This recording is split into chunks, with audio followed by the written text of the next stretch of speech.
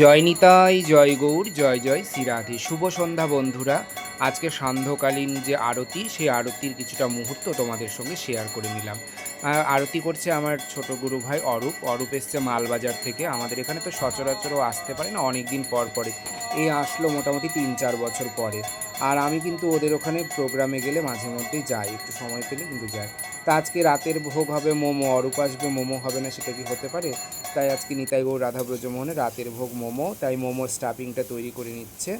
আর মোমো যেখানেই হোক, আমি যদি থাকি তাহলে এই কাজটা কিন্তু আমার জন্য বরাদ্দ থাকে, এই যে বেলাবেলির কাজটা।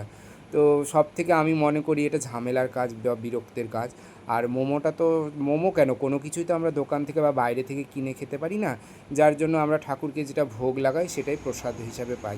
আর ও বরাবর মোমোটা কিন্তু সত্যি খুব ভালো বানায়, এত টেস্ট। এর সঙ্গে একটা স্যুপ তৈরি করে, তো যাই হোক সেদিন স্যুপ আর করতে পারেনি। চিলি সস, টমেটো সস এই দিয়েই কিন্তু তৈরি করা হয়েছে। দেখো কত সুন্দর করে তৈরি করেছে। আর মোমোটাও মোটামুটি রেডি হয়ে গেছে। একবারে তো দেওয়া যায় না, অল্প অল্প করে দিতে হয়, যে পরিমাণের মধ্যে ধরে সেই পরিমাণে দিতে হয়। এখন এটা আমার নিতাই গৌর রাধা ব্রজমোহনের সেবায় লাগানো, ভোগ লাগানো হয়ে গেছে, তোমরা দর্শন করো। মোমোর সঙ্গে দেওয়া হয়েছে যে চিলি সস আর টমেটো সস।